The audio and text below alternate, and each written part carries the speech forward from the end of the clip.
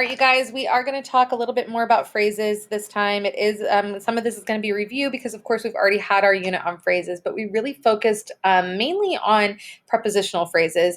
And we can't continue talking about clauses without talking about phrases a little bit more because together is how we create these really dynamic and varied sentences by combining clauses and phrases. So why don't you go ahead and make sure you have out your guided notes, either printed out or you've split your screen to be able to fill in those guided notes. This is a continuation of the clauses guided notes, so you'll find those there. All right, we already know what a phrase is. We know that a phrase does not have a subject or a predicate. It might have one. It might have a subject and might have a predicate, but it won't have both, okay? Because if it had both, then we would consider it a clause, and it could be used to make a sentence. Or it might be a complete sentence itself if it's an independent clause. All right, so we know that we have those types of phrases. We know that we've talked about prepositional phrases that start with a preposition, like our first example here in 1969, man landed on the moon. That is a prepositional phrase. It starts with a preposition, the preposition in. But there are other types of phrases. There are actually three types of phrases. We have noun phrases, and a noun phrase is a noun and all of the words that describe it. And you can replace a noun phrase with either a subject or an object pronoun, and it will still make grammatical sense. So for example, the girl with the pink binder says there's a quiz today. So the girl with the pink binder, I can replace that with she, and it still makes grammatical sense in this sentence. So I say, she says there's a quiz today. That still makes grammatical sense. So because I can replace that whole entire phrase with a subject pronoun, we call that a noun phrase. I'm just trying to live my best life. I can replace my best life with it. I'm just trying to live it, and it still makes grammatical sense. Might not give you the most information that you can, but it still makes grammatical sense. So we call that a noun phrase. We also have verb phrases. Verb phrases are usually a helping verb and the main verb together. And so if you're not sure what a helping verb and a main verb are, helping verbs are there's about 23 of them. You can find a song on the internet, but it's like am, is, are, was, were. Those are all helping verbs. Might, can, should. These are all types of helping verbs. And then they go with the main verb. So the helping verb tells you who is doing it, and the main verb tells you what the action is. Okay, so we have here, we are decorating the gym for a dance. Are decorating is the verb phrase. Okay, if you just look at are decorating, we call that a phrase because there's no subject to it. If we included we in it, then of course that would not be a verb phrase anymore. That would be a clause. All right, might eat, don't know. Those are both verb phrases. We're not going to do too much with verb phrases. I just want you to know that because I am going to be referencing it later on in our grammar lessons. And then we have adjective phrases. Those are a type of prepositional phrase, right? The dude in the green shirt is my teacher. In the green shirt is describing dude, also teacher.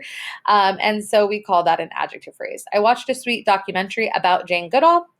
About is a preposition. About Jane Goodall is telling us, is describing the documentary. Remember that adjective phrases follow the words that they modify, meaning that they come right after.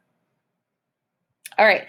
And of course, adjective phrases are prepositional phrases. You guys know what prepositional phrases are. They start with a preposition and they usually go right up to either another preposition, a punctuation mark, or when a new phrase or clause starts. Then we have something a little bit new. We have the participle phrase. Participles and all their accompanying words. Participles are words that look like verbs, but they don't act like verbs. Okay, they usually act like adjectives or adverbs. So students hoping to pass the test should study participles. So we have hoping to pass the test. That is a participle phrase because you see hoping looks like a verb, but it's not acting like a verb. Okay, it's acting like an adjective describing the students. Which students? The ones hoping to pass the test.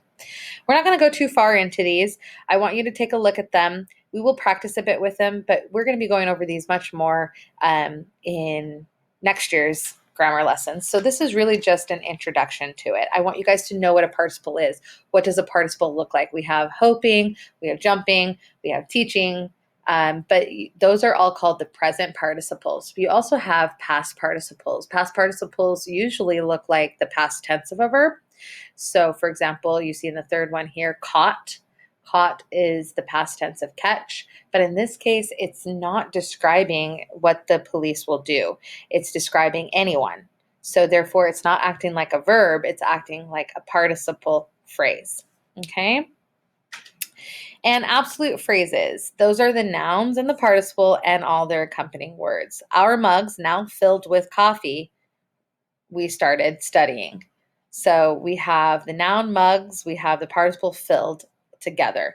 These ones we really aren't going to be doing too much with. I just wanted you to see that there are other types of phrases because you might come across them in your own studying and or you might come across them in reading. And so I wanted you to know that I'm not forgetting about them, but you will not be tested on absolute phrases.